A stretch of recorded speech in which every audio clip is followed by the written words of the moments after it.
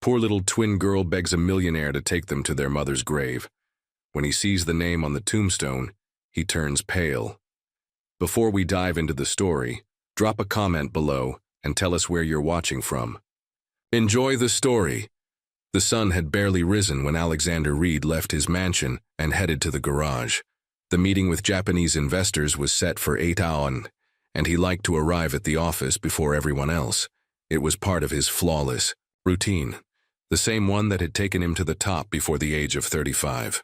"Good morning, Mr. Reed," greeted the driver, already holding open the limousine door.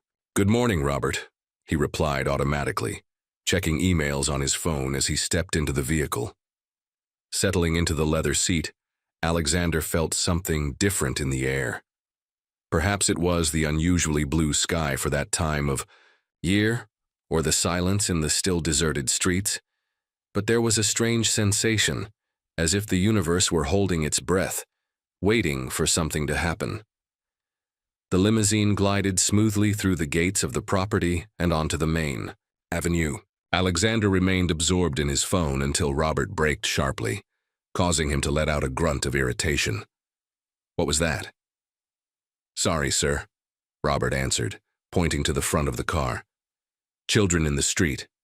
Alexander looked out the window and saw two small girls standing in front of the limousine. They had messy light brown hair and wore threadbare clothes far too big for their tiny bodies. They couldn't be older than 5. "What the heck are they doing alone at this hour of the morning?" he muttered, more to himself than to the driver. The girls did not move. They just stood there, holding hands, staring at the car as if waiting for something. Alexander sighed deeply. "Wait here," he ordered, and got out of the vehicle. The morning air was cool, and he adjusted his tailored Italian jacket as he approached the children. They were identical twins, he realized. They had big, serious eyes, delicate features, and an expression of determination that seemed out of place on such young faces. "Shouldn't you be in school?" he asked firmly, but without harshness. "Where? Are your parents?" One of the girls took a tiny step forward. "I'm Emily," she said, her voice surprisingly clear. "And this is my sister Sophie." She pointed to the twin who watched him with slightly more wary eyes. "Our mom is in heaven." Alexander felt an involuntary tightness in his chest. Orphans. He knew that feeling all too well. "I'm sorry," he said, softening his tone. "But shouldn't you be with some grown-up? It's dangerous for 2 little girls to be out here alone." "We need your help," Sophie said, speaking for the first time. Her voice was slightly lower than her sister's. "You look kind." There was something in the child's sincerity that unsettled him.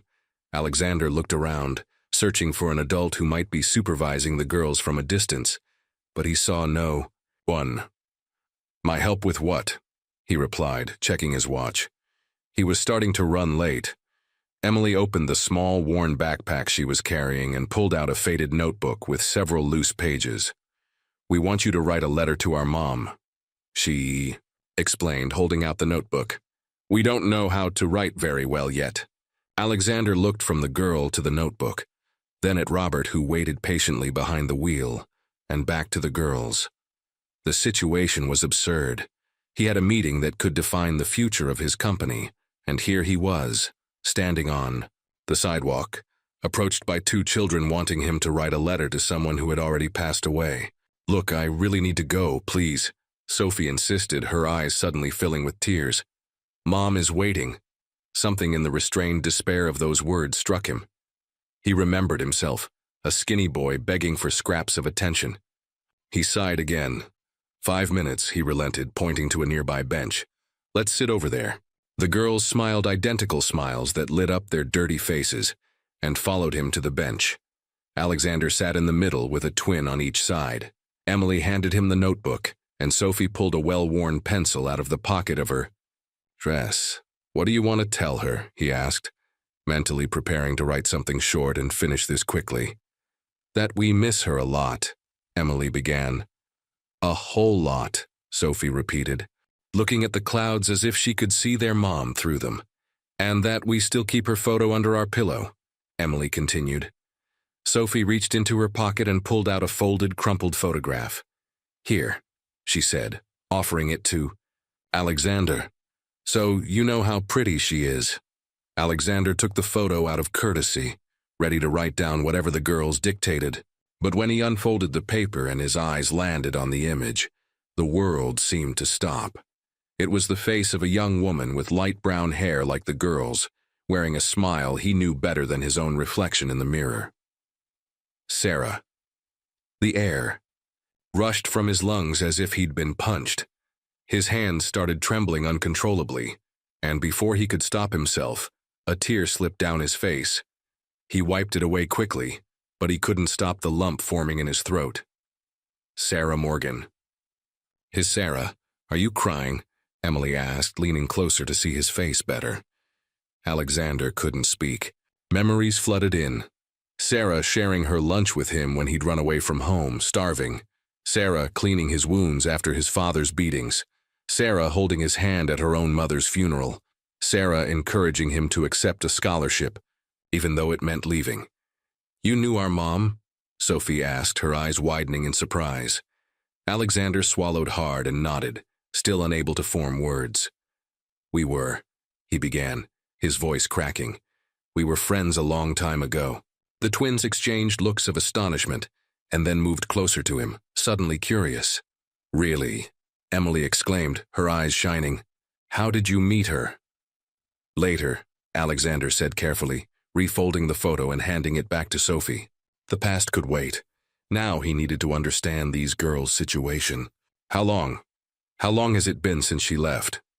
2 months, 3 weeks, and 4 days, Emily answered promptly. "We count every day."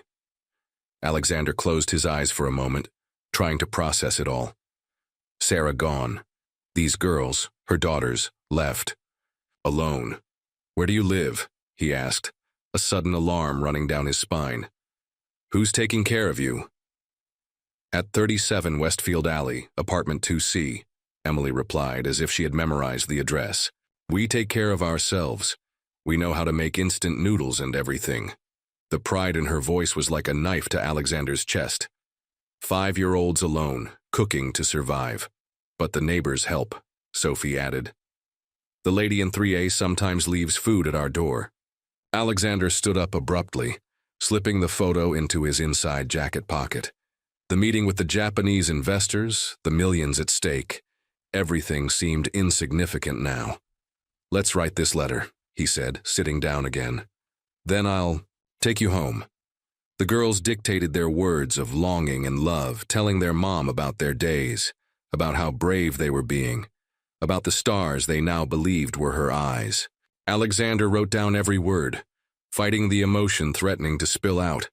When he finished, Sophie looked at him shyly. "Can you sign it too?" she asked. "So Mom knows we have a new friend."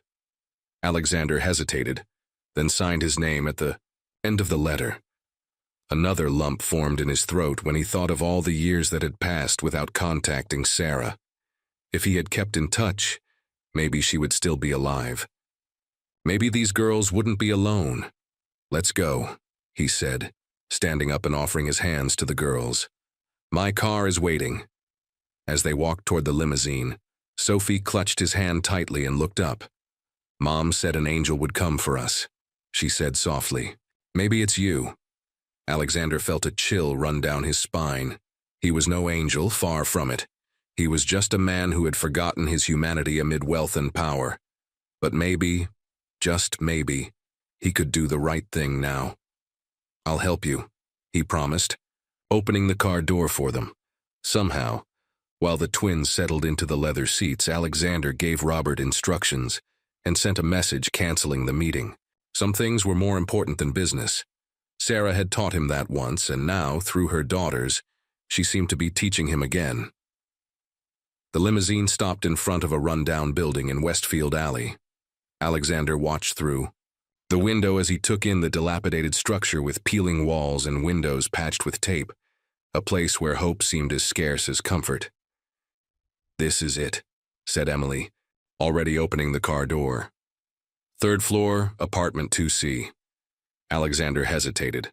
Part of him wanted to go up, see how they lived, do something immediately, but another part, maybe fear, maybe guilt, kept him rooted to the leather seat. Are you sure you'll be okay alone? He asked, watching the two tiny girls jump onto the cracked sidewalk. Sophie nodded, adjusting the worn backpack on her shoulder. We're always okay. There was a maturity in her eyes that no 5-year-old should have. It was the look of someone who had already faced too many losses. Alexander took out his wallet and pulled out some bills. For food, he explained, handing them to Emily. The girl looked at her sister, hesitant. Mom said not to take money from strangers, she recalled. But he knew Mom, Sophie reasoned. He's not a stranger. Emily took the money, carefully placing it in the pocket of her worn dress. I'll come back tomorrow, Alexander promised, feeling a lump in his throat. Will you be okay until then? We always are, Sophie answered simply. He watched them walk to the building's entrance, so small against the decaying structure, and disappear through the door. He didn't follow them. He didn't see where they lived. But in his mind, he was already imagining the worst. Take me home, Robert, he instructed the driver, unable to tear his eyes away from the building's entrance even after the girls had vanished inside. During the entire ride back to his mansion, Alexander remained silent. Sarah's photo safely in his pocket like a painful talisman. The city flashed by in a blur outside the limousine window. The contrast between the opulence of wealthy neighborhoods and the misery of Westfield Alley more apparent than ever. Alexander's house, an imposing mansion in an exclusive gated community, had never seemed so cold and empty as when he walked into the grand foyer. The polished marble, the crystal chandeliers, the original art pieces, all seemed to mock him now. Mr. Reed, there's a call from, began his housekeeper. Cancel everything, he interrupted, already heading upstairs. I don't want to be disturbed. In his bedroom, Alexander locked the door and went straight to the spacious closet. At the very back, behind rows of Italian suits and handmade shoes, was a cedar chest he hadn't opened in years. The only thing he'd kept from his life before becoming Alexander Reed, the relentless business magnate. He dragged the chest to the center of the room and stared at it for a long moment. Inside were all the memories he'd tried to bury, all the feelings he'd learned to ignore in order to build his empire. With slightly trembling hands, he turned the small key in the lock. The smell of the past escaped as he lifted the lid. Old paper, dusty memories, a forgotten life. On top was a yellowed envelope. Alexander opened it carefully, revealing a photograph. Sarah at 16, smiling under an oak tree in the park where they used to meet. Her smile, the same one he had seen that day in her daughter's faces, radiated a calm confidence that had always fascinated him. Sarah, he whispered, running his fingers over the image. The memory came back in sharp detail, as if it had happened yesterday. It was a cold autumn day. Alexander was hiding in the small abandoned shed in the park, shivering from cold and hunger. He had run away from home again after yet another beating from his father. At 12, he already knew all the hiding places in the neighborhood. The door of the shed creaked, and he pressed himself against the wall, ready to flee. But it was only Sarah, carrying her worn school backpack. You're bleeding, she said, pointing to the cut on his temple. It's nothing, he muttered, avoiding her gaze. Sarah said nothing more. She sat beside him and opened her backpack. She pulled out a sandwich wrapped in plastic and broke it in half. Here, she offered one half. My mom always makes more than I can eat. He knew it was a lie. Sarah's mom barely had enough money to feed her own daughter, but he accepted because his hunger was stronger than his pride. While he ate, she cleaned the cut on his temple with a clean handkerchief. You can stay in our garage tonight, Sarah offered, as if inviting him to a party. My mom works the night shift. She won't see. Alexander stared at her, suspicious. Why are you helping me? Sarah shrugged. Because nobody else will. Alexander blinked, returning to the present. He set the photo on the bed and continued rummaging through the chest. He found an old school notebook with notes in Sarah's round handwriting scrolled in the margins. You can do it, Alex. Remember the formula. For weeks, she had helped him. Study for exams while he pretended not to care about grades. Another memory surfaced.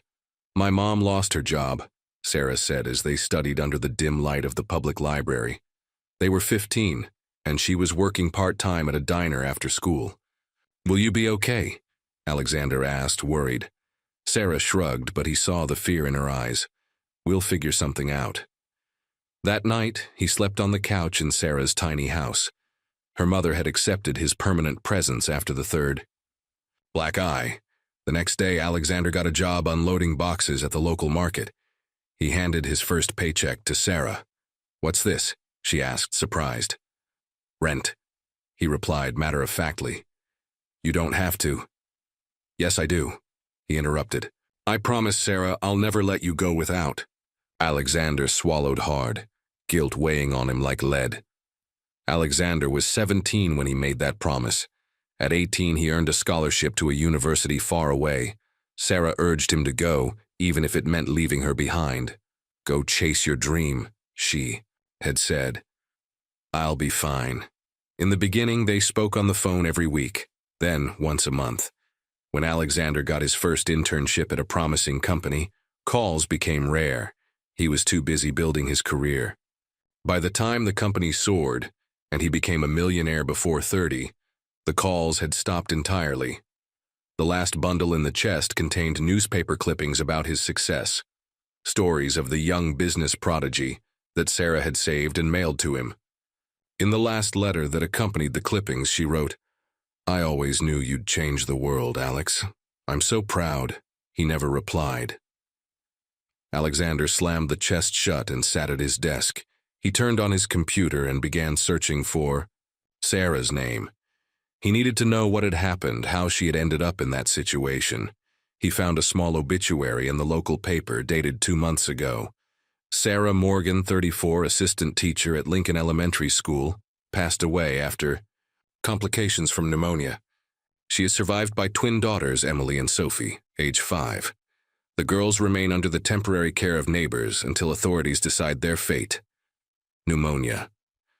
A completely treatable disease in the 21st century. His hands shook as he continued. Searching, he found a crowdfunding profile Sarah had created. She had tried to raise money for treatment. "I need to stay strong for my girls," read the description. The goal was $25,000 for hospitalization and specialized medications. She had, only raised $3,000. Alexander felt nauseous. $25,000. What he spent on a single business dinner, what he lost on a casual weekend golf bet. "Why didn't you come to me, Sarah?" he whispered to the empty room. But he knew the answer. Because he had left. Because he had ignored her letters for years. Because he had been so absorbed in his empire that he forgot the one person who believed in him when no one else did. The broken promise weighed on him like a ghost. "I'll never let you go without." Alexander glanced at the photo of young Sarah, then at the computer screen showing the twins on her crowdfunding page. He couldn't bring Sarah back, but maybe he could keep his promise in another way. He picked up the phone. "Robert, get the car ready for tomorrow morning," he ordered. 7. "I have something important to do." Alexander arrived at Westfield Alley before 8 in the morning. The building where the twins lived looked even more decrepit in the daylight. Water stains climbed the external walls, plaster fell off in spots, and some windows were patched with cardboard. For a moment, he hesitated inside the limousine. He felt like an intruder here, wearing his $3,000 suit and Italian shoes, but the image of the small girls alone propelled him out of the car. "I'll be back in a few hours, Robert," he told the driver, then walked toward the building. The lobby smelled of mold and urine. The elevator had an out-of-order sign that looked like it had been there for years. Alexander took the stairs, noticing cracked steps and a wobbly railing.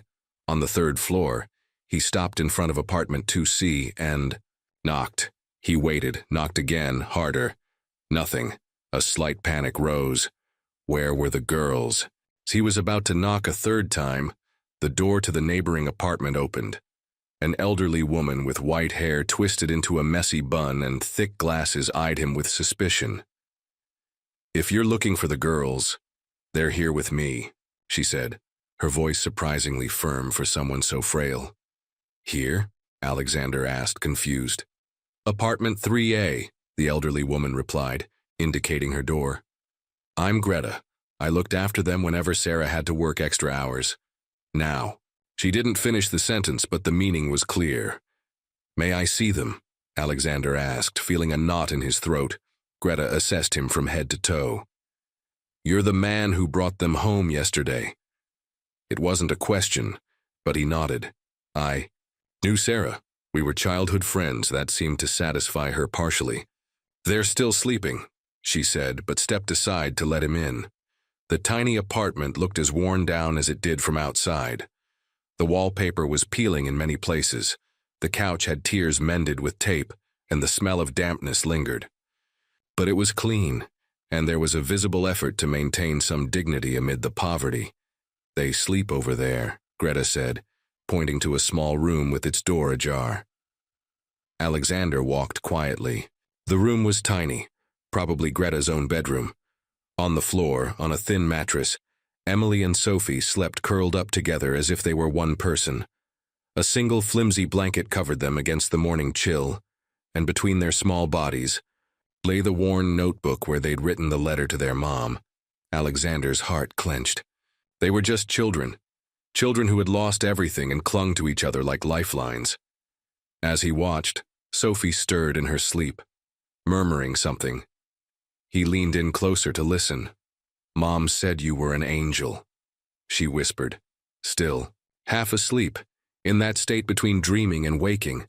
But you took so long to come. Alexander felt a shiver. The child was dreaming, obviously. Sarah couldn't have told her about him. She couldn't have known he would show up one day. They always talk in their sleep, Greta explained behind him. I think it's their way of keeping their mom alive. How long have they been with you? He asked, stepping back so as not to wake. Them. Since Sarah was hospitalized 3 months ago. At first it was just until she got better. The elderly woman's voice trailed off.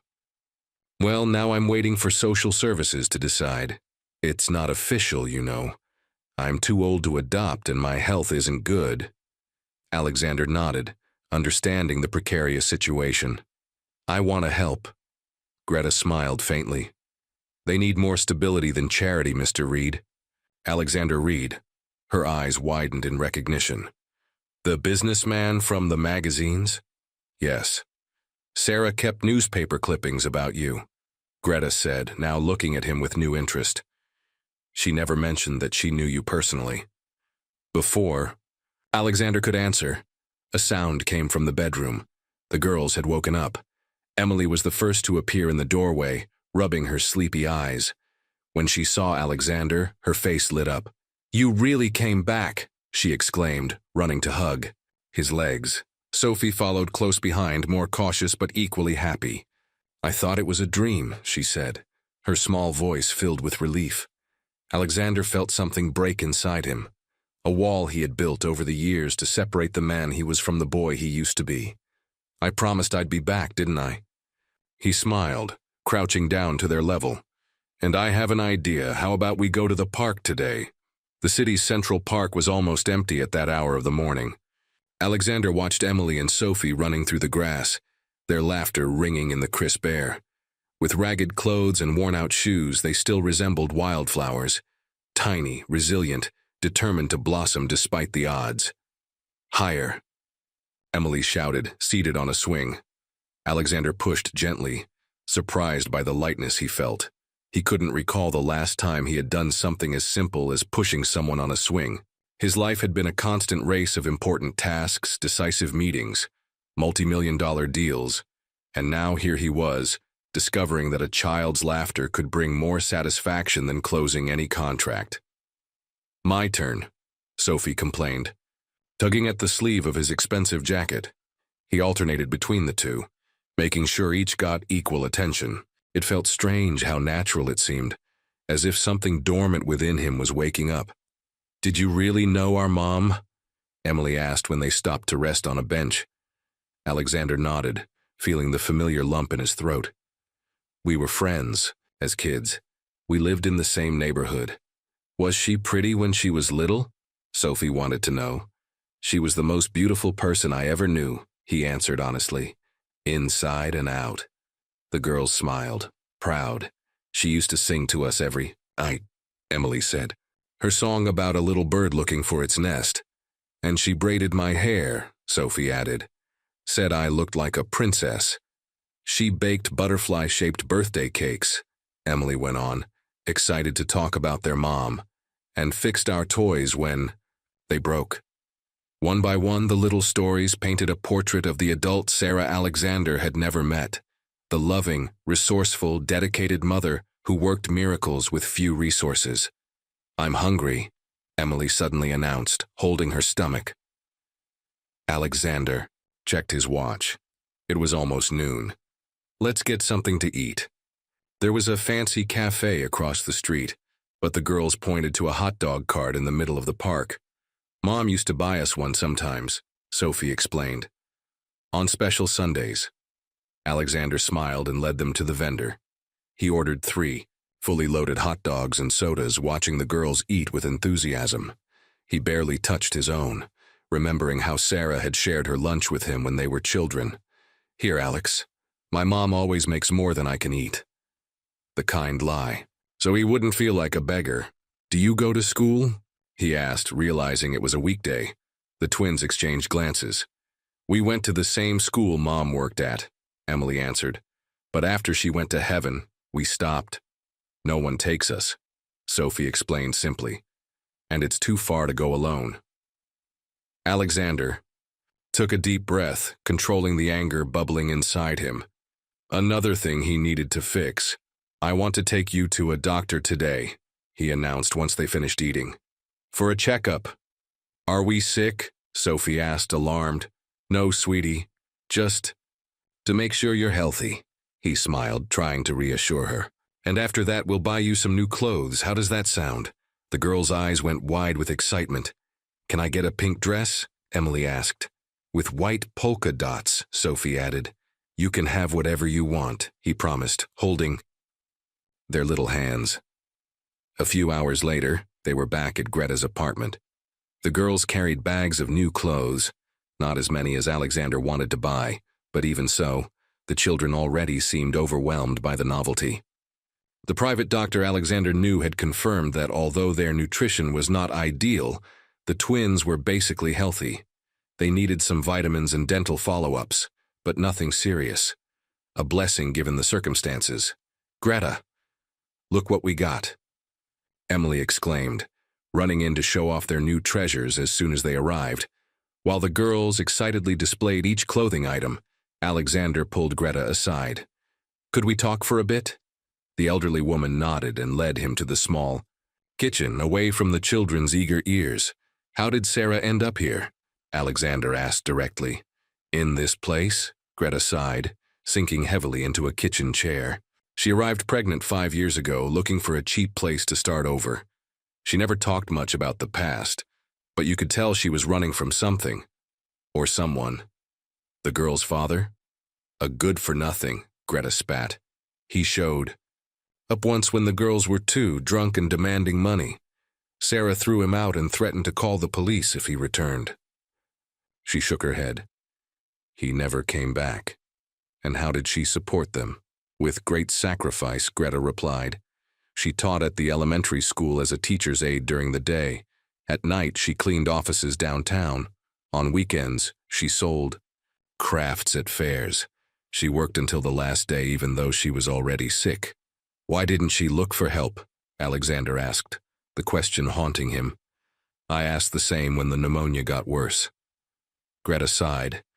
She said she'd already asked too much from people. She'd learned to manage on her own. Alexander closed his eyes, imagining Sarah, exhausted, ill, fighting alone.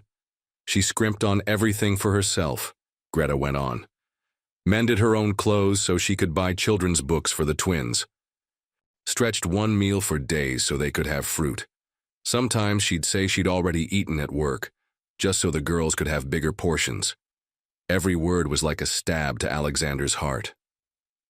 While he lived in a mansion with staff catering to his every whim, Sarah had struggled to survive. Last Christmas, Greta continued, she made the girls new dresses from scraps she got for free at a store. She spent nights sewing after they went to sleep. They were so happy. They thought it was magic. Alexander pictured Sarah sitting in dim light sewing late into the night, her fingers sore just to see her daughter's smile on Christmas morning. When she got too sick to work, she sold the only valuable thing she had, a necklace that belonged to her mother. She got a small amount of money but paid the rent for 1 more month. Greta wiped away a tear. She made me swear I'd keep them girls together if something happened. That was her biggest fear, that they'd be separated in different foster homes. Alexander felt a knot in his throat. Why did she never reach out to me? I could have helped. Greta looked at him intently. She kept your clippings, you know, newspaper stories, magazines. She showed them to the girls, saying, "Look how he's changing the world." But I think there was a huge gulf between you, between your world and hers. A gulf he had built himself, Alexander thought. Every promotion, every acquisition, every bank account, steps that led him away from his origins, from the people who mattered. In the hospital, Greta continued, when she was very weak, she mentioned you. She said you were like siblings once, that you'd followed your path just as it should. The elderly woman adjusted her glasses. There was no resentment, you know. Just a sad acceptance that life separates people. Alexander lowered his head, unable to bear the weight of those words. Sarah had kept believing in him, even when he'd forgotten her. What will happen to the girls now? He asked after a long silence. Social Services is looking for a home for them. They wanted to take them to a temporary shelter, but I begged to keep them here until a family is found. Greta hesitated. But I don't know how long I can care for them. My health is fragile, and my pension barely covers my own expenses. Back in the living room, Alexander found Emily and Sophie asleep on the small couch, exhausted from the day's excitement. They lay huddled together as always, clutching Sarah's notebook between them. They looked like angels. He knelt beside them, studying their peaceful faces in the dim light of that modest room. He made a silent promise to Sarah, wherever she might be. I won't abandon them like I abandoned you. I'll love them and protect them just like you would. I'll do better for them and for you. The guilt for abandoning Sarah was a burden he would never fully shake. But maybe, just maybe, by caring for her daughters, he could begin to redeem himself. Days turned into weeks, and Alexander established a routine he never imagined for himself. His office, once an inviolable sanctuary, now had children's drawings on the walls and 2 small coats hanging by the door. His schedule, once packed with meetings and business dinners, now had sacred blocks of time labeled Park with the Girls and Movie Night.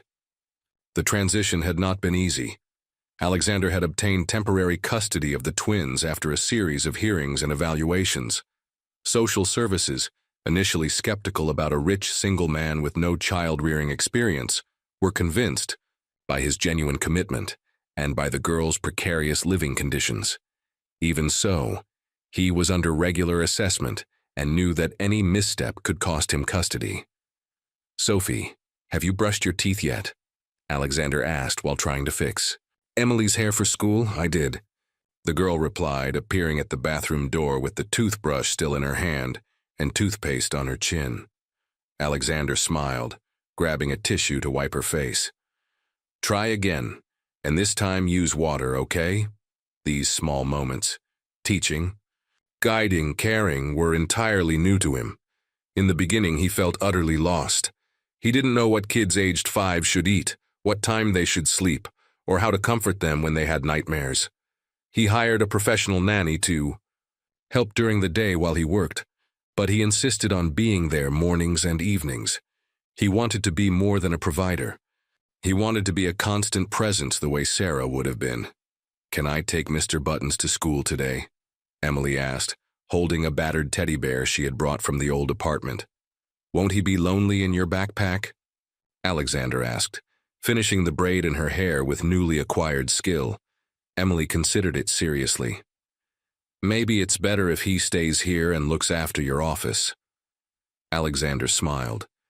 It was amazing how the girls could be mature one moment and completely childlike the next. "Ready for the day, Mr. Buttons?" he asked the bear, placing it in a guard position on his desk. Emily giggled, delighted by the game. For Alexander, it was still surprising how the sound of that laughter could fill empty spaces in his heart he hadn't known existed. Over the weekend, Alexander took the girls to the park with their new bicycles. He had bought one for each with training wheels, helmets, and all the necessary safety gear. The twins were overjoyed. They had never had bikes before. "You have to balance," he explained, holding the seat of Sophie's bike as she pedaled uncertainly. "That's it. Very good. Don't." "Let go," she pleaded, her eyes wide with fear and excitement. "I won't let go until you're ready," he promised. Emily, always the bolder one, was already pedaling a few yards ahead, the training wheels stabilizing her wobbly path. "Look, Alex, I'm riding," she shouted, her face glowing with pride. He smiled at the sound of his name. The girls had begun calling him Alex instead of Mr. Reed, a sign that the barriers were slowly coming down. For an hour he ran back and forth, alternating between the two girls, teaching them to brake, to turn, to keep balance. His expensive suit pants ended up stained with grass at the knees, and he had long since tucked his tie into his pocket. But he didn't care. The joy of watching them learn and achieve small victories was worth more than any business meeting. When Sophie finally managed to pedal on her own for a few yards without falling, the smile on her face was like a ray of sunshine. "I did it. Did? You see, I did it." "I sure did," Alexander applauded, feeling a pride that surprised him with its intensity. "You're amazing, Sophie." On the way back home with the girls, exhausted but happy, Alexander reflected on how much his life had changed. 3 months ago, he would have been working on a Sunday, checking reports or negotiating contracts by phone. Now he had grass under his nails and a light heart. Evenings had become his favorite time of day. After dinner, which he now insisted on having with the girls instead of alone in his office, he had established a bedtime story ritual. "Which book are we reading tonight?" he asked, sitting on the edge of the bed where the twins were already settled. They insisted on sleeping together, even though they had separate rooms. "Make up a story," Emily requested, her eyes already heavy with sleep. "About what?" "A dragon," Sophie suggested. "Who becomes friends with a princess," Emily added. Alexander smiled and began to invent a tale about a lonely dragon living on a mountain, and a brave princess who, instead of fearing him, offered her friendship. As he told the story, he realized it was about acceptance, belonging, and family, themes that now dominated his own thoughts. By the time he finished, Sophie was already fast asleep, but Emily was still fighting drowsiness. "Alex," she murmured, "are you going to stay with us? Forever?" The question caught him off guard, and he felt a knot in his throat. "I'll do everything I can to stay with you." "Yes, promise," she insisted, her eyes closing. "I promise." And this time, unlike the promise he'd made to Sarah all those years ago, he was determined to keep it. Emily smiled and finally surrendered to sleep. Alexander stayed there a few more minutes, watching the two girls, so small and vulnerable, yet so strong. Just like Sarah. "I'm trying to do the right thing, Sarah," he whispered into the silent room. "I hope you're proud." Tuesday morning began, like any other. Alexander prepared breakfast while the girls got dressed for school. He had learned how to make pancakes, not perfect, but the twins seemed to appreciate his culinary efforts. The phone rang and he answered absent-mindedly, thinking it might be his assistant calling about the upcoming board meeting. Alexander Reed. "So it's true," replied a rough, slightly slurred male voice. "The big businessman is playing daddy now." "Who's calling?" Alexander asked, his grip on the phone tightening. "Consider me a concerned father," the voice replied sarcastically. "I heard you've got my daughters." Alexander felt his blood run cold. The girl's father, the man Sarah had thrown out of her life years ago, the man who had abandoned them before they were even born. "How did you get this number?" Alexander asked, keeping his voice low so the girls wouldn't hear from the dining. I have my ways, the man said. Look, let's cut the small talk. I know you're rich. I also know you have no legal rights to my daughters. I, on the other hand, am the biological father. A father who never cared about them, Alexander retorted, anger growing in his chest. Details. Details. The man sneered, a cold, nasty sound. The fact is, I can get them back whenever I want, unless, of course, we reach an agreement. What kind of agreement? Alexander asked, though he already knew the answer. A financial one. You keep the girls. I get some suitable compensation for my paternal suffering. Alexander took a deep breath, controlling the urge to shout at the man. You're blackmailing me. I'm offering a practical solution, the man corrected. $50,000, and you'll never hear from me again. The girls stay with you, I go on my way. Everyone wins. I'm not paying you to abandon your daughters, Alexander replied firmly. That would be rewarding your irresponsibility. There was a moment of silence, then the voice returned, stripped of any false cordiality. Listen here, rich boy. You don't know me. You don't know what I'm capable of. I can make your life a living hell if I want. Are you threatening me? I'm explaining reality. I have rights over these girls. If we can't reach a deal, I'll take them. And believe me, I know how to work the system in my favor. A sob story about a poor father fighting a billionaire who stole his daughters? The press will eat it up. Alexander gripped the phone so tightly his fingers turned white. What's your name? Tom Reeves. Look me up if you want. I'm sure your investigators will find something dirty. Everybody has skeletons. But on paper, I'm just a father wanting his daughters back. Think about it. The call ended, leaving Alexander standing in the kitchen, stunned by the threat. Through the door, he could see Emily and Sophie chatting happily, utterly unaware of the danger that had just emerged. Does he have any legal rights? Alexander asked a few hours later, sitting in his office. The girls were at school, and he had called an emergency meeting with his lawyer. Michael Chen, his attorney for over a decade, adjusted his glasses and sighed. Technically, yes. As the biological father, he has presumed parental rights unless they've been legally terminated. He abandoned them, Alexander argued. Sarah raised them alone. Abandonment can be grounds for terminating parental rights, but it has to be proven in court, Michael explained. And even then, judges tend to favor family reunification whenever possible. Alexander ran a hand through his hair, frustrated. He doesn't even care about them.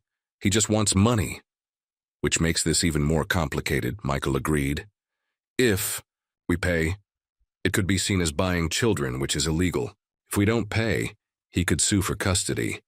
And while his chances might be slim, the process would be devastating for the girls. What's our best option? Michael took a moment to consider. Go on the offensive.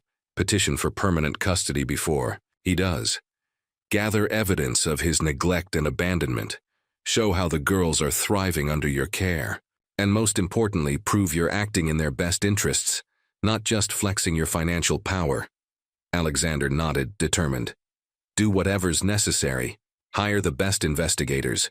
I want to know everything about this Tom Reeves. I should warn you that it could get ugly, Michael cautioned. He might make accusations, dig into your past, question your motives. The press will likely get involved. I don't care about the press, Alexander said. I only care about those two girls. I promised them we'd stay together, and I intend to keep that promise.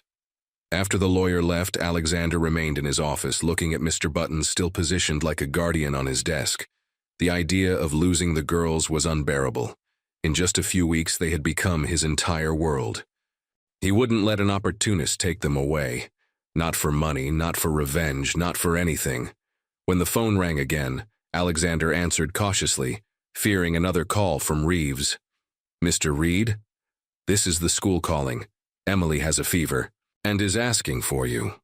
All worries about lawsuits and custody evaporated instantly, replaced by the immediate concern for Emily's well-being.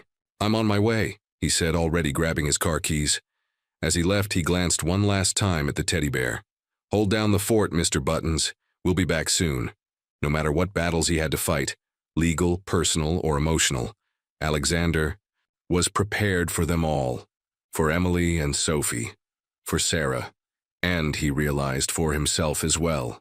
The family court was an imposing red brick building with white columns contrasting against the gray autumn sky that morning. Alexander arrived an hour early, accompanied by Michael Chen, and a team of assistants carrying meticulously organized folders detailing every aspect of his life with the twins over the past months. As he walked through the polished marble corridors, under the high ceiling with classical details, Alexander felt like he was walking to his own execution. His heart pounded, and his perfectly knotted tie felt suffocating. He wore a conservative navy blue suit, nothing flashy that could reinforce the arrogant billionaire image Reeves's lawyer would likely try to present. "Take a deep breath," Michael advised, noticing his tension. "Judge Winters is known for being fair, though strict. She'll ask a lot of questions, some possibly uncomfortable. Answer honestly, look her in the eye, and avoid rambling. The more direct, the better." Alexander nodded, trying to calm himself. "Have the girls arrived yet?"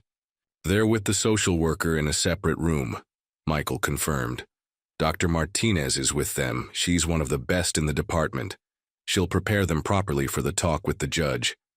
A door opened at the end of the corridor, and Alexander saw Emily and Sophie being led by a kind-faced, middle-aged woman. The girls wore the dresses they had picked out the previous weekend. Sophie in blue with white embroidery, Emily in pink with a small ribbon on the chest. Their hair was neatly combed, and they carried little backpacks with comfort toys inside, just as they had planned.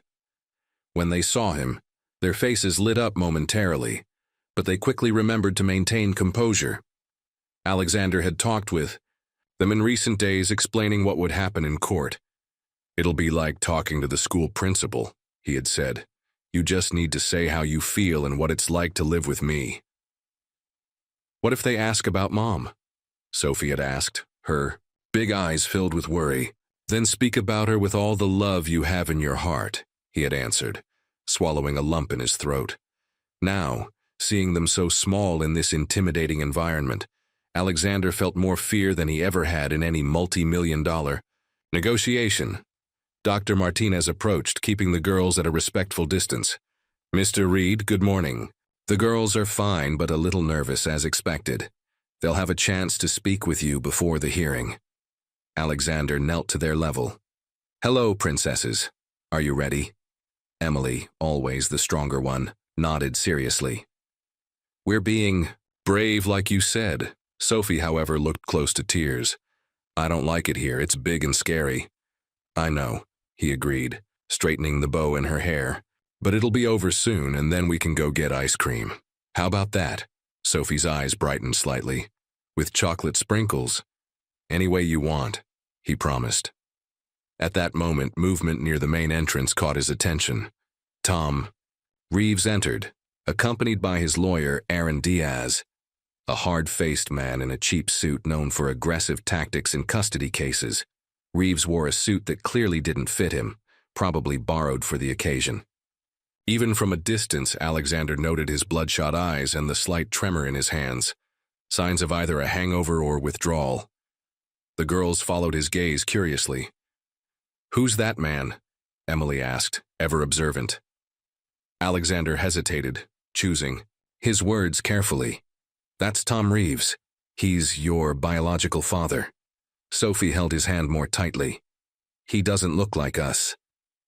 "Not all families look alike, sweetheart," he replied softly. A court officer appeared, announcing the hearing would begin in 15 minutes. Dr. Martinez gently guided the girls away, taking them back to the waiting room. Alexander watched them go, each step they took tugging at his heart. "Remember," Michael said, giving him a reassuring pat on the shoulder. "We're well prepared. We have strong witnesses, positive social worker reports, and proof of Reeves's neglect. Stay calm and confident." Alexander tried to cling to those words as he entered the courtroom. Courtroom number 4 was smaller and more intimate than the ones often portrayed on TV. It had dark polished wood, yellowish lighting, and the country's flag beside the judge's bench. Only those directly involved in the case and a few witnesses waiting in the first row were present. Judge Elelena Winters, a woman with a stern but not hostile appearance, graying hair impeccably styled and piercing eyes, entered after the officer's announcement. Everyone rose and waited for her to sit before taking their seats. "Good morning, everyone," she began, placing reading glasses on and examining the documents before her. "We're here to decide custody of Emily and Sophie Morgan, currently under temporary guardianship by Mr. Alexander Reed, but whose custody is contested by their biological father, Mr. Thomas Reeves." She looked over her glasses, first at Alexander, then at Reeves. "I emphasize that in my courtroom, the only interest is the children's well-being. I'm not swayed by power or money, nor by tearful redemption stories without concrete proof." Alexander felt a slight relief. At least the judge didn't seem inclined to favor wealth or a sob story. "We'll begin with opening statements," Judge Winters said. "Mr. Diaz, as counsel for the petitioner, please go ahead." Aaron Diaz stood exuding rehearsed confidence. "Your Honor, this case is fundamentally about natural and biological rights versus financial privilege. My client, Thomas Reeves, is the girl's biological father. This fact is uncontested and, by law, grants him presumed parental rights." He paused dramatically. "Mr. Reeves made mistakes in the past, yes. He was young and unprepared when he learned of the pregnancy. He made the mistake of drifting away, but now he's here, ready to assume responsibility, ready to meet his daughters, ready to be the father they deserve." Diaz paced a few steps, gesturing emphatically. "On the other side, we have Mr. Reed, a man of immense wealth and power. Yes, but a complete stranger to the girls until a few months ago. No biological ties, no legal bond, only an old friendship with their late mother." He lowered his voice dramatically. "We do not question his intentions or generosity, but we do ask, what is his real motive? Guilt? Atonement? A philanthropic whim that might end as soon as the novelty wears off?" Alexander felt his blood boil but maintained a neutral expression, as Michael had instructed. "Mr. Reed has vast resources to provide material luxuries, no doubt," Diaz went on. "But can expensive toys and elite schools replace the natural love of a father? The law, in its wisdom, believes they cannot.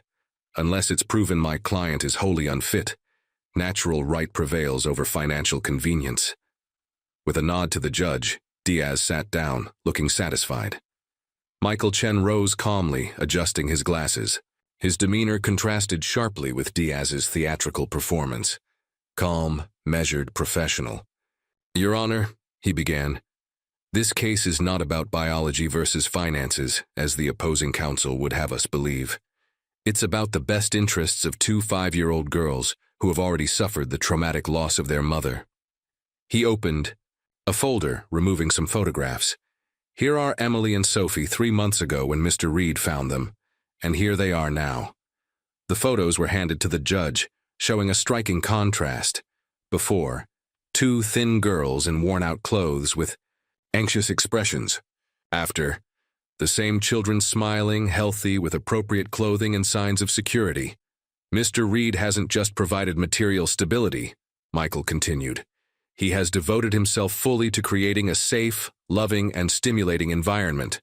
He completely reorganized his professional life, his time, his priorities. He's established healthy routines, ensured medical and psychological care, enrolled them back in school, learned to braid their hair, tell them bedtime stories, and soothe their nightmares." Michael pulled out more documents. "We have here reports from their school, statements from their child therapist, and evaluations from the social worker assigned by the court, all attesting to the strong bond and the positive development of the girls under Mr. Reed's care." Turning briefly to glance at Reeves before focusing again on the judge, Michael continued, "As for Mr. Reeves, we ask this court to consider some facts. He abandoned Sarah Morgan when he learned of the pregnancy. He didn't contribute a single cent to the girl's upbringing.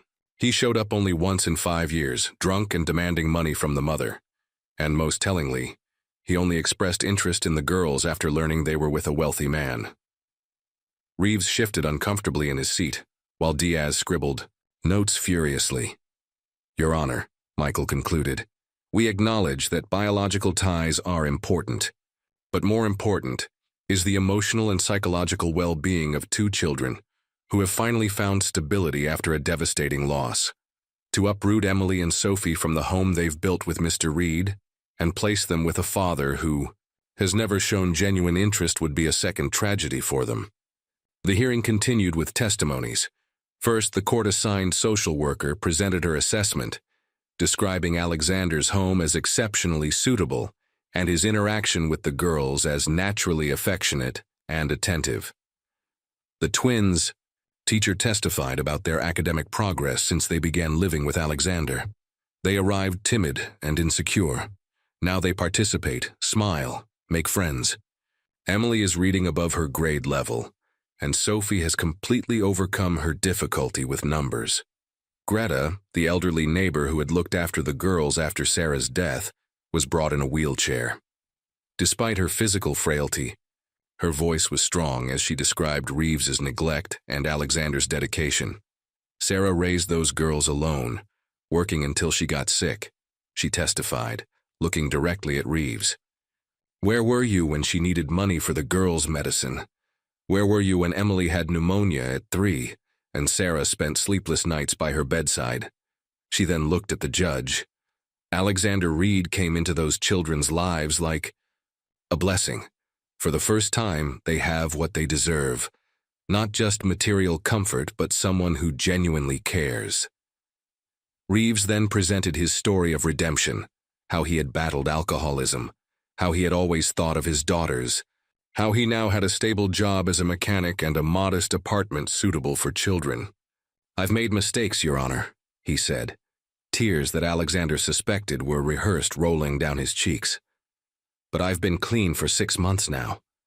I want to meet my daughters, show them they have a father who loves them. His only support came from the owner of the mechanic shop, who confirmed his punctuality for the past few months, and mentioned that Tom always talks about his daughters. After a short recess, it was Alexander's turn to testify. He took a seat where directed, feeling the weight of every gaze in the room. Mr. Reed, the judge began, you're an extremely busy man with global business responsibilities. How do you reconcile that with raising 2 small children? I've completely reorganized my priorities, Your Honor, he replied, keeping his eyes on hers. I delegated much of my work, turned down international travel, and set strict schedules to be present in the girls' lives. I arranged my day to have breakfast with them, take them to school whenever possible, and I'm invariably home for dinner and bedtime. And when you inevitably need to travel, I have a highly qualified nanny, Mrs. Bennett, whom the girls adore. But I'm limiting trips to what's absolutely essential, and only short distances where I can return the same day. The judge consulted her notes. You have no previous experience with children, correct? No children of your own? No nieces or nephews? No, Your Honor, but I learned quickly. He offered a slight smile. I've discovered that executives can learn a lot from 5-year-olds about what truly matters in life. The judge studied him for a moment. Mr. Reed, please be completely honest. What is your real motivation for wanting custody of these girls? Guilt over not helping their mother? A promise made long ago? A late desire for a family? Alexander sensed this was the critical question. He took a deep breath. I started out motivated by a debt to Sarah, yes. She helped me when I needed it most, and I wasn't there when she needed me. I feel deep regret I'll carry forever. He paused. But that changed the moment I met Emily and Sophie. They're not an obligation or a way to make amends. They're extraordinary little people who've transformed my life in ways I never imagined. The simple truth, Your Honor, is that I love them, and I can't picture my life without them anymore. The moment Alexander feared most arrived, the judge requested to speak with the girls in private. Emily and Sophie were brought in, looking too serious for children so young. Alexander gave them an encouraging smile as they followed the judge into her chambers. The next 20 minutes were the longest of his life. Sitting on the hard bench, unable to focus on Michael's words, Alexander could only think about what was happening behind that closed door. Would the girls understand the questions? Would they be scared? Would they speak openly about how they felt? When the door finally opened, Emily and Sophie came out hand in hand. Sophie ran straight to Alexander, hugging his legs. She asked a lot of questions, she whispered. About you, about Mom, about the man who's our father. You were very brave, he replied, stroking her hair. Emily stood nearby, her eyes lingering curiously on Reeves, who watched from across the room. He looks sad, she commented softly to Alexander. Sometimes people carry a lot of sadness inside, he replied, unsure how to explain the complexity. Like you before we met? Emily asked, surprising him with her perceptiveness. Yes, he admitted, like me before you. Judge Winters put her glasses back on, examining her notes for a long moment before delivering her decision. The silence in the room was so dense Alexander could hear his own heartbeat. This case raises complex issues, she began. On one hand, we have the biological father's legal rights. On the other, the children's well-being and the emotional bonds already formed. She leafed through some documents. I spoke with Emily and Sophie. They're bright, articulate children for their age, and they're clearly well cared for. They expressed deep affection for Mr. Reed and a positive adjustment to their new home. Alexander felt a flicker of hope. However, the judge continued, and with that single word his heart sank. I cannot ignore Mr. Reeves's paternal rights without a deeper evaluation of his fitness. His recent history suggests an effort at recovery that deserves consideration. She folded her hands, seeming to weigh each sentence. I must also consider that despite Mr. Reed's best intentions and excellent care, he has no legal or biological connection to the children.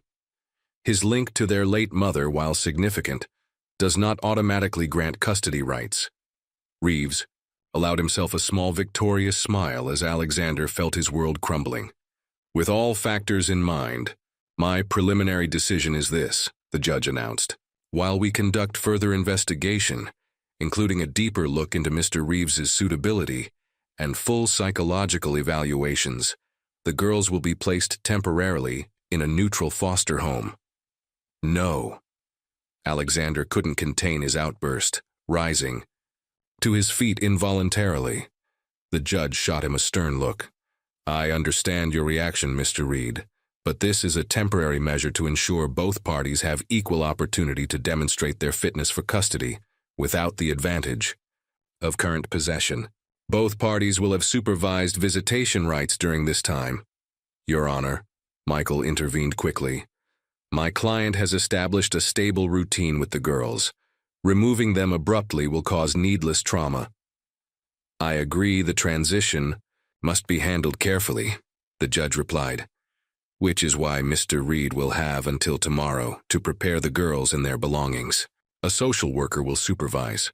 With a bang of her gavel, the hearing ended, leaving Alexander reeling as if he'd been punched in the gut. What followed was a blur of movement and sound. The social worker explaining to the girls what would happen. Sophie clinging to Alexander, tears rolling down her small face. Emily silent and pale, asking if they had done something wrong. Alexander's failed attempts to reassure them that it was only temporary, that he would fight for them, that everything would be okay. The next day at his mansion, he helped the twins pack their things. He placed Emily's favorite teddy bear in her backpack, along with their most beloved books. He carefully wrapped Sophie's special blanket, the one with glow-in-the-dark stars. You'll stay with the Fosters.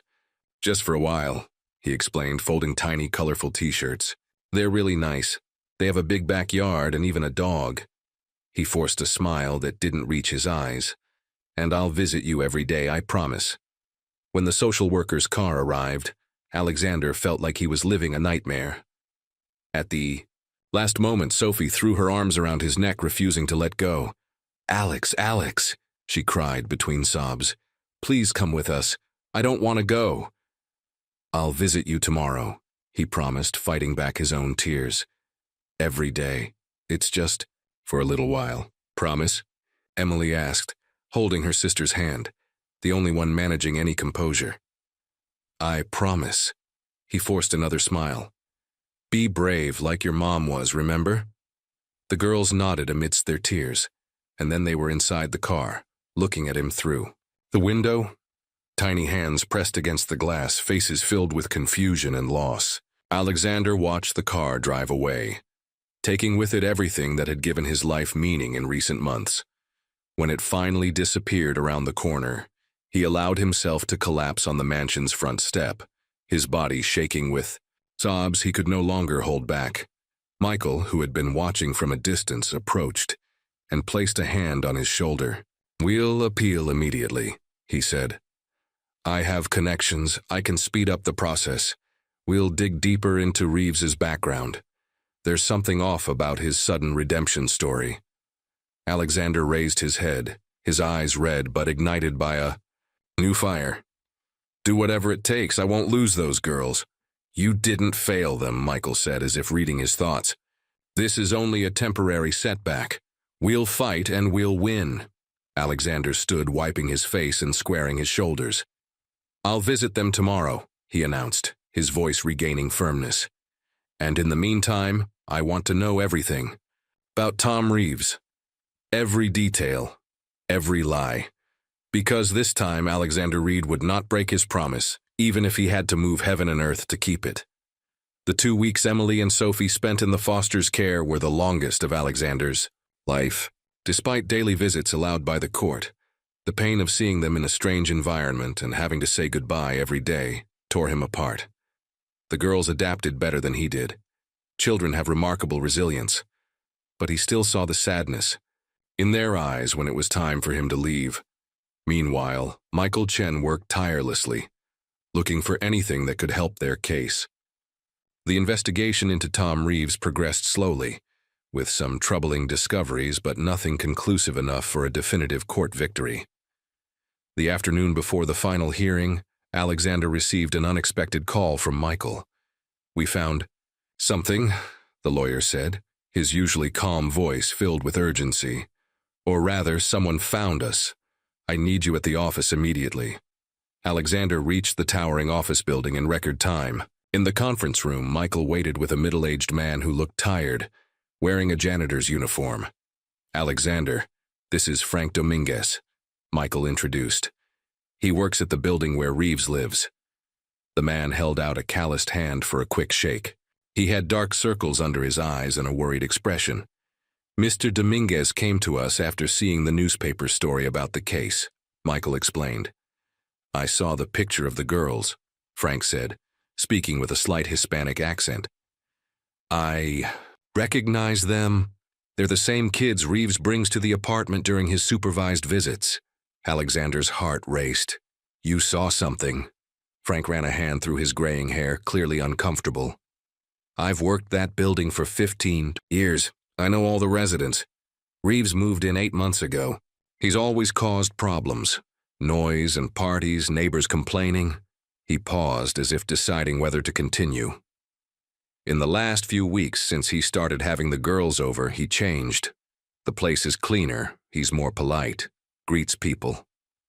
I thought maybe he was really turning his life around, but, Michael prompted, sensing the hesitation.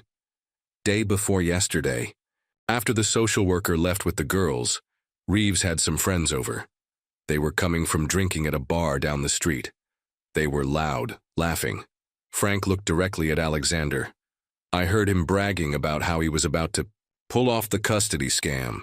He said once he had the girls, he could negotiate a better deal with that rich guy. Alexander felt his blood boiling. He admitted he only wants money.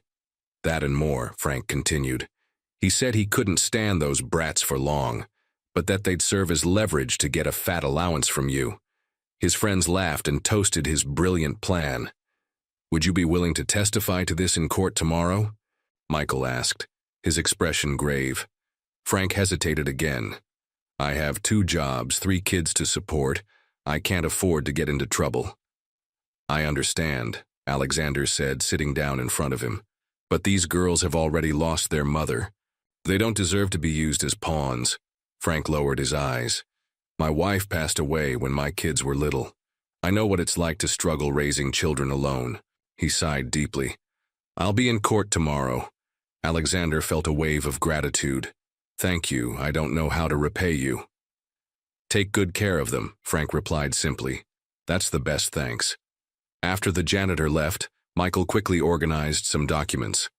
This is exactly what we needed, an independent witness to Reeves's true intentions.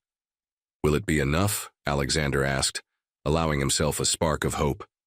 Combined with the positive reports about your custody and the circumstantial evidence, we already have on Reeves, I believe so. For the first time in days, Michael smiled. Let's get everything ready for tomorrow. The tide is turning, Alexander. The day of the final hearing dawned with an exceptionally blue sky, as if the universe itself wanted to signal a change. Alexander arrived at the courthouse early, heart torn between hope and fear. In the hallway, he met the Fosters, the couple temporarily caring for the girls. How are they? He asked anxiously. Mrs. Foster smiled kindly. They're eager to see you.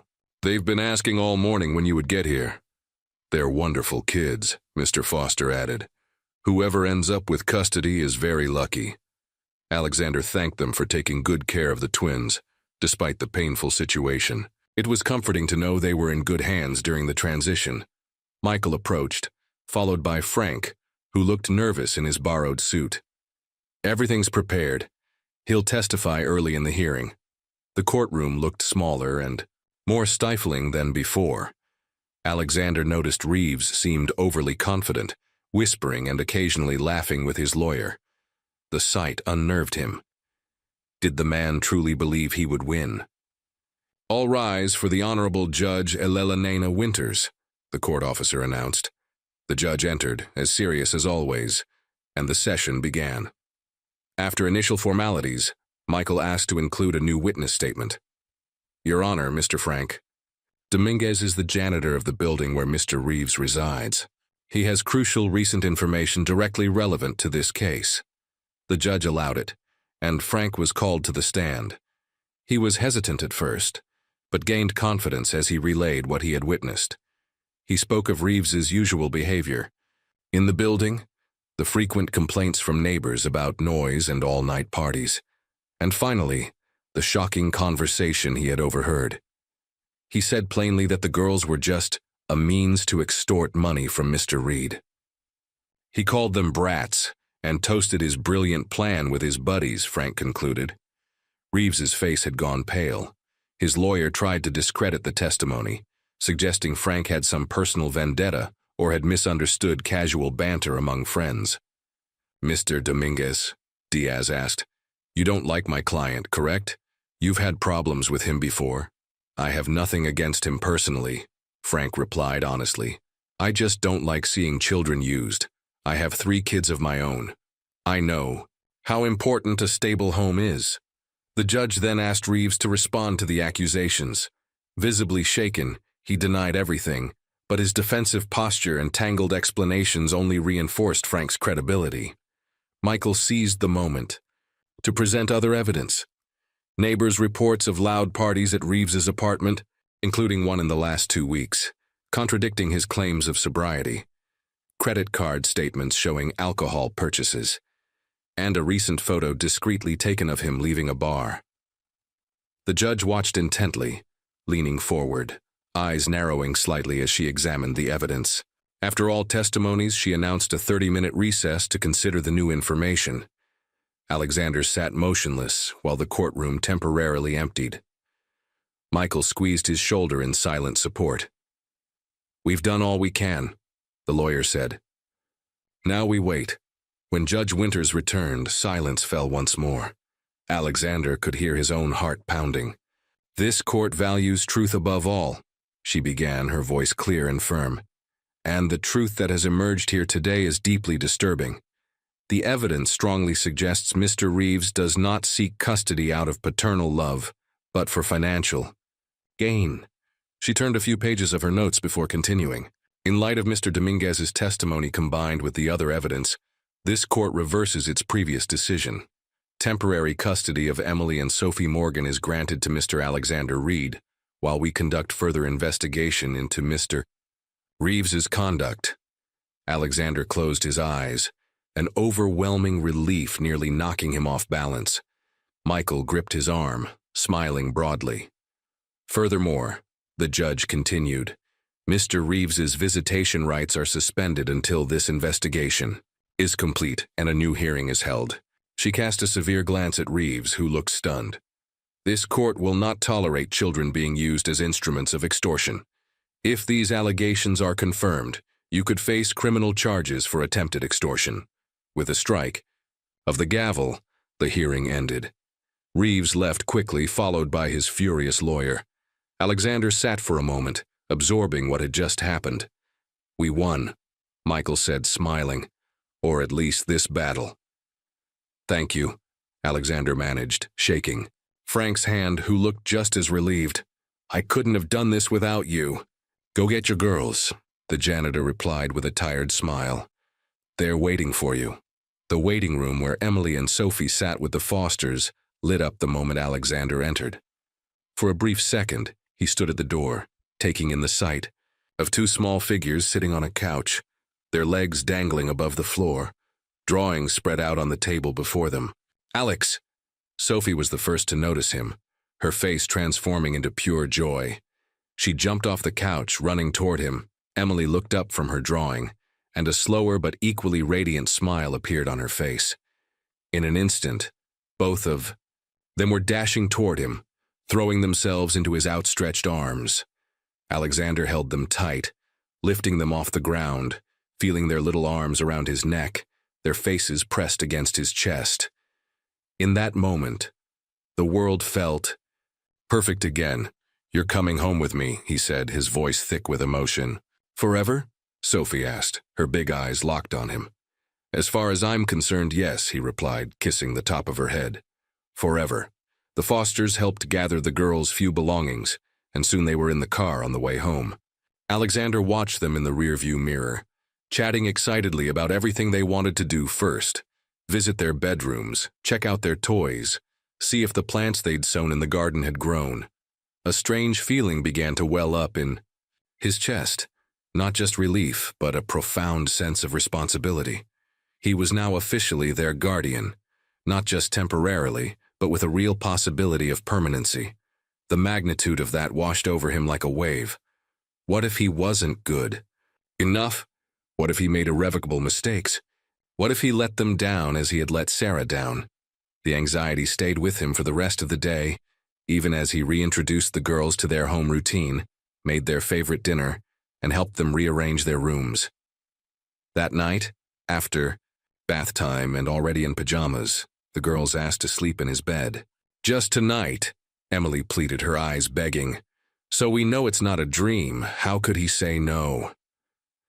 The three of them settled into the large bed, Alexander in the middle, one twin on each side. He had read the usual bedtime story, turned off the main light, leaving only the soft glow of the bedside lamp. In the comfortable silence that followed, Alexander felt compelled to share his fears. Somehow, it seemed important to be honest with them.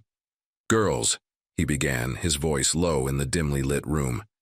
I need to tell you something important. Both turned to face him, eyes attentive. I'm very happy you're back. Happier than I've ever been. He said, pausing. But I'm also a little scared. Why? Sophie asked, genuinely confused. That bad man can't take us anymore, can he? No, it's not that, Alexander reassured her. I'm scared of not being good enough for you, of not knowing how to be a good caregiver. He avoided using the word father, unsure if he had that. Right? I've never taken care of kids before you, and you deserve the best. Emily propped herself up on an elbow, studying him with a seriousness beyond her 5 years. You let us pick desserts sometimes and take us to the park, Sophie added. And you know how to braid our hair and give us hugs when we have nightmares. And you taught us to ride bikes. The girls continued taking turns listing all the little things he did for them, each so simple and yet so profound. Alexander felt tears welling up in his eyes. But what if I make mistakes, he asked when they finally stopped. Sophie shrugged as if the answer were obvious. Mom used to say everyone makes mistakes. You just say you're sorry and try again. Yeah, Emily agreed.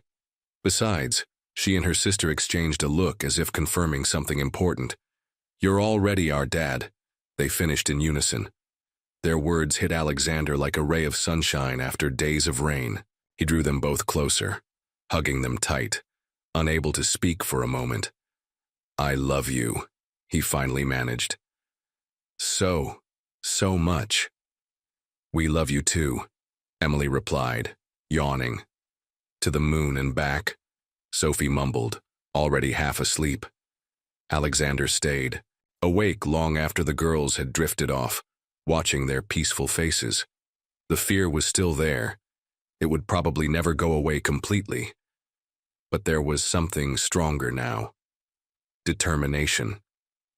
Determination to be worthy of their trust, to learn and grow with them, to be not just a guardian but the father they already believed him to be. You'd be proud, Sarah, he whispered into the darkness. I promise I'll take care of them, always.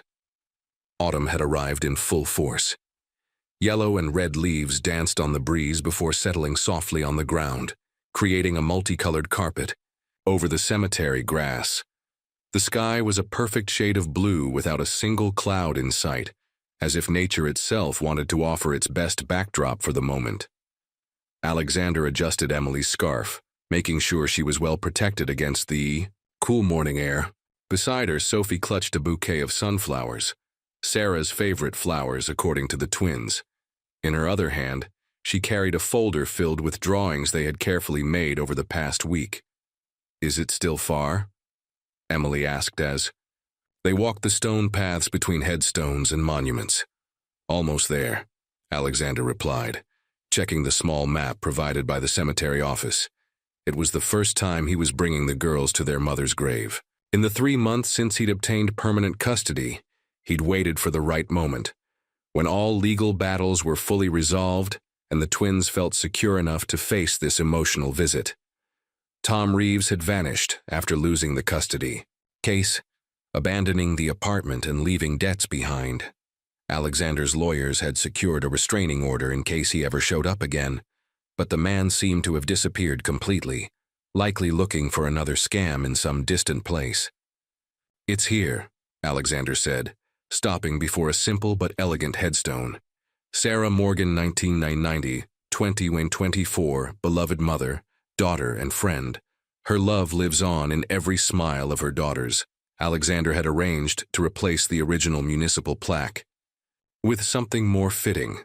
The new inscription had been carefully chosen with the girls' input.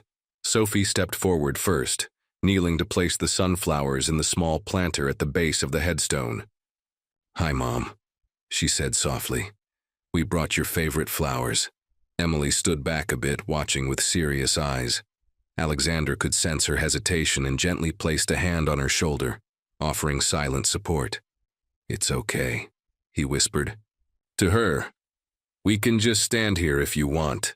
Emily shook her head, summoning courage, and stepped forward to stand beside her sister. It's been a while since we've seen you, Mom, she finally said. But we think about you every day. Alexander felt a lump in his throat. He had rehearsed in his mind what he wanted to say, the words he wanted to share with Sarah, but now that he was here before her headstone with her daughters by his side, everything felt inadequate. Girls, he began after a moment, I wrote a letter for your mom. Would you like to hear it? The twins nodded, sitting on the small stone bench installed next to the grave. Alexander pulled an envelope from his coat pocket, opened it carefully, and unfolded a handwritten sheet of paper. Dear Sarah, he began, his voice steady despite the emotion. It's been many years since we last spoke. Too many. When we were young, you saved me in more ways than I could ever count. You gave me food when I was hungry, shelter when I had nowhere, to go and hope when everything seemed hopeless. Alexander paused briefly, glancing at the girls who listened intently. I promised I would never let you down, but I broke that promise. I built a life of success and forgot the person who made it possible. There is no excuse for that abandonment, only deep regret I will carry forever. Sophie reached out and took Emily's hand, an instinctive gesture of connection as they heard words they didn't fully understand, but felt were important. Fate, or maybe your invisible hand, guided your daughters to me. Emily and Sophie have taught me what truly matters in life.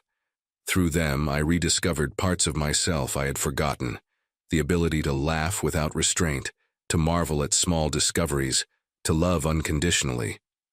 Alexander took a deep breath before continuing. Now I have a new promise to make. I won't fail again. I promise I will care for your daughters as if they were my own. In fact, in my heart, they already are. I promise to raise them with the values you cherished: kindness, courage, integrity, and generosity. I'll tell them stories about you every day, so they never forget the extraordinary woman who was their mother. He lifted his gaze to the blue sky for a moment, gathering the strength for his final words. Wherever you are, I hope you can see what we're building: a family, a home, a life filled with love. It's the least you deserved, and it's what your daughters will always have. With eternal love and gratitude, Alexander. When he finished, silence hung over them like a gentle blanket. Emily was the first to break it. Mom would like that letter, she said confidently. She always said we have to tell people we love them before it's too late. Alexander smiled through tears he could no longer hold back. She was very wise. Sophie opened her folder of drawings, spreading them out in front of the headstone. We made these for you, Mom, she explained. This one's our new house with Alex, and this one's my room. This one's us at the park riding bikes. Each drawing depicted a moment of their new life together, colorful and full of surprisingly detailed illustrations for children so young. The last drawing, made jointly by the twins, showed 3 figures holding hands in front of a house, with a 4th figure smiling from the sky surrounded by stars. That's you watching us, Emily said, pointing to the figure in the sky. Alex says you're always looking out for us. Alexander knelt between the girls, putting an arm around each. We can come here whenever you want to talk to your mom, and we can talk to her every day wherever we are. Can she really hear us? Sophie asked, looking at the sky with hopeful eyes. I believe she can, Alexander answered. In some way, the people we love always hear us. They stayed a while longer, the girls telling their mom about their new routines, their friends at school, and all the things they were learning. Alexander watched in awe at how naturally they spoke, as if Sarah were truly there listening. When the wind grew colder, he suggested they head home. The girls said goodbye with kisses blown toward the headstone, promising to visit again soon. Christmas morning dawned with a gentle snowfall, transforming the mansion's garden into a fairy tale. A scene.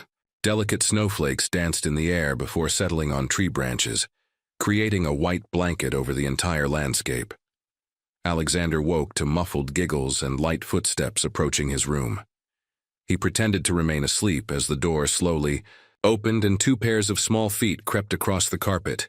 Do you think he's awake yet? Emily whispered. I don't know. Sophie whispered back. He looks like he's still sleeping. Should we wait? But I want to see his face when he opens our present.